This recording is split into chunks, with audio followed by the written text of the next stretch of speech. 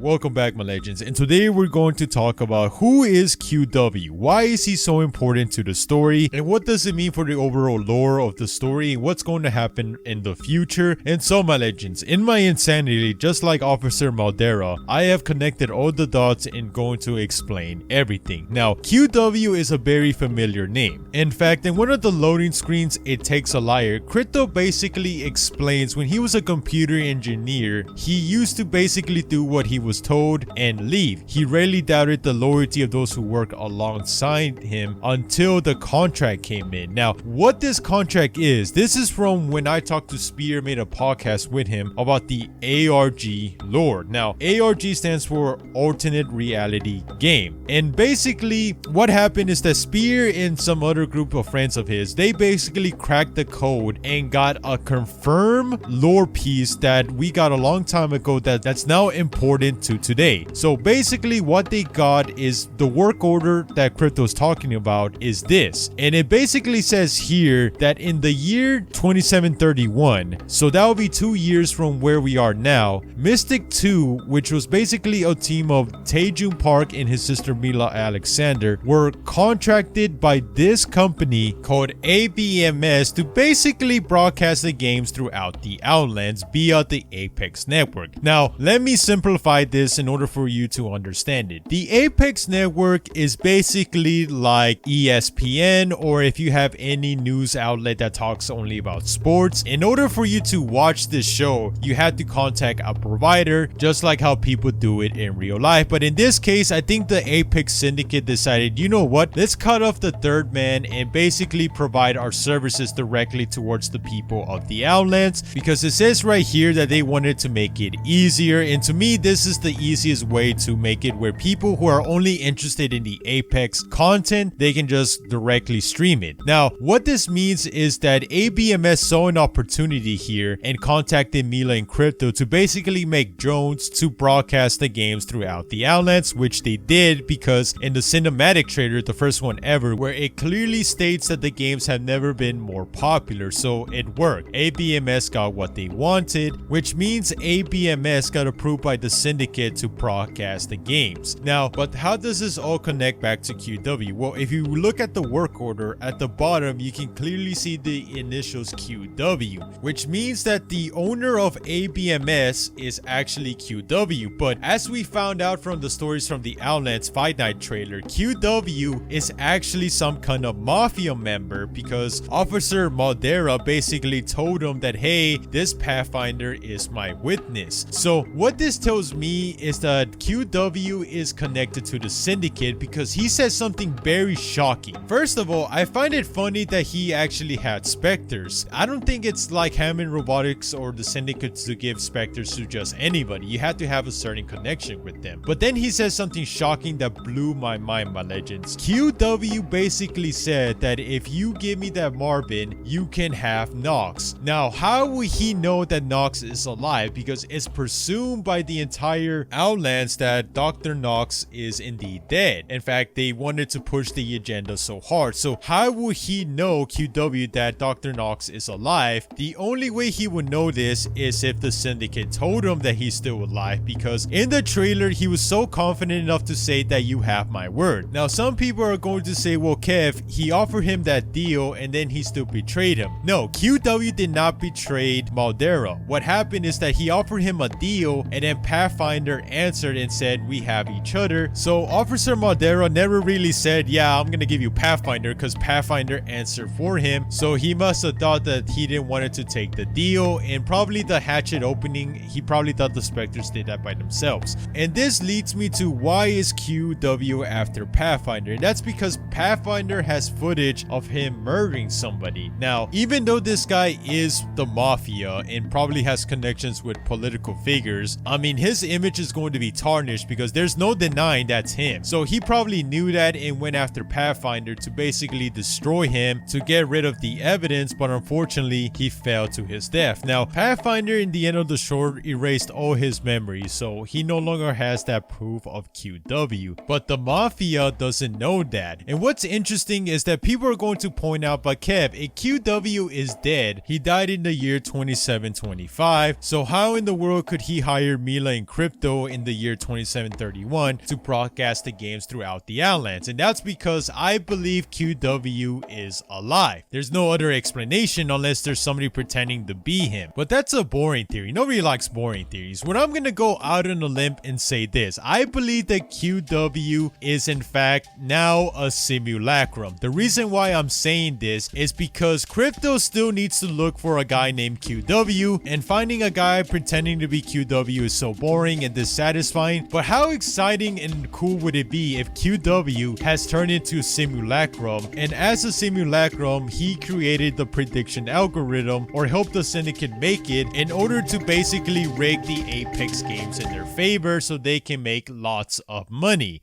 So yeah, my legends, that's basically QW with a little bit of theories in the end of how it's all going to connect, and I'll see you all next time. Peace. There's no more time for us to turn back and hit rewind.